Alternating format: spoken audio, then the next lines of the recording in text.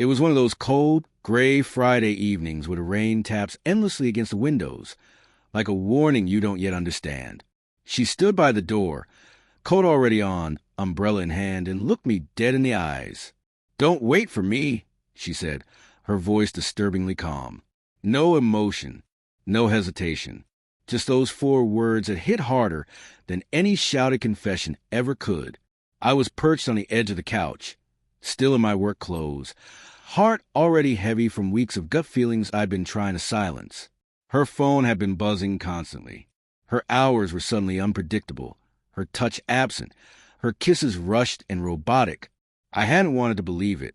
I told myself not to jump to conclusions, to give her space. But that night, her tone wasn't just distant. It was confirmation, not just of absence, but of replacement. She turned and walked out the door, without so much as a glance over her shoulder. The door clicked shut with an eerie finality, and the apartment sank into a silence, so heavy it felt suffocating. I sat still for a moment, listening to the quiet, the kind that doesn't soothe. It accuses. I got up, walked into the kitchen, cracked open a beer, and sat down in the dark, the bottle cold in my hand, my thoughts even colder. That's when I saw her laptop, still open on the dining table, the screen dim but not asleep. I don't know what pushed me, curiosity, fear, a desperate need for truth, but I walked over and looked. Her email was up, not minimized, not locked, almost like she wanted to be found out. A recent message glowed at the top of the inbox. Jay. I clicked it, and there it was. No need to dig deep. The truth was paraded in open sentences and half-lit selfies, flirtatious messages, hotel reservations, a back and forth laced with intimacy that had nothing to do with me. My heart didn't drop. It hardened. The moment was brutal, yet validating. I wasn't paranoid. I wasn't crazy. The shift in her, the coldness, the distance. I had felt it all, and now I knew why. But I didn't scream. I didn't call her in a rage or text her a wall of words begging for explanations. I didn't even sit down. I just stood there, hollow but clear. I walked into the bedroom, grabbed a bag, and began packing. No theatrics, just the basics, clothes, toiletries, essential papers, the things that belonged to me, the parts of my life that were still mine. I placed my key on the kitchen counter, scribbled a short note, and left it beside her untouched tea mug. No need to wait for me either. I'm done. By midnight, I was on the highway. No destination, no playlist, just a hum of tires on wet asphalt and a weight slowly lifting from my chest.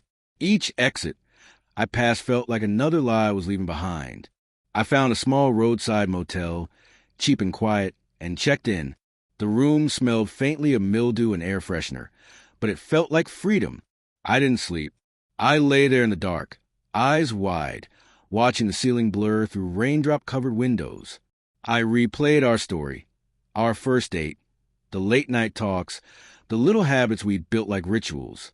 Her smile, her laugh, the dreams we spoke into life together. All of it now felt staged, or maybe I just hadn't been paying close enough attention. Maybe I loved the version of her I hoped she was. By morning, my phone had exploded with missed calls and messages. "Where are you? Please come home. I'm sorry. We need to talk." But I didn't respond. I had nothing left to give. She had said, "Don't wait for me." And for once, I listened. In the following days, I stayed with an old friend who offered me space without questions. She kept trying to reach me. More messages, apologies, desperate attempts at explanation. But I wasn't looking for closure. She had already given it to me, in emails and quiet betrayal. Mutual friends began to check in, curious, concerned. I kept it brief. "We're done."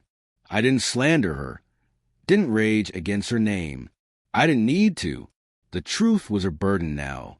The fallout, hers to carry. I had spent enough time being ignored. I had no intention of giving her more space to speak while I stayed silent. Eventually, her messages stopped. The calls faded into silence. And this time, the silence was welcome. I built a new rhythm. Days filled with purpose again. Nights didn't feel so heavy. I started to recognize myself again, not the man she had shaped, but the one I had almost forgotten. The one who loved with his whole heart, but knew when to walk away when that love became invisible. Looking back, I realize now that the words she spoke that night weren't meant to free me, but they did. "Don't wait for me," she said. So I didn't. I walked out, not because I was broken, but because I finally understood what I was worth. She chose deceit. I chose myself. She made her decision, and I made mine, and I never looked back.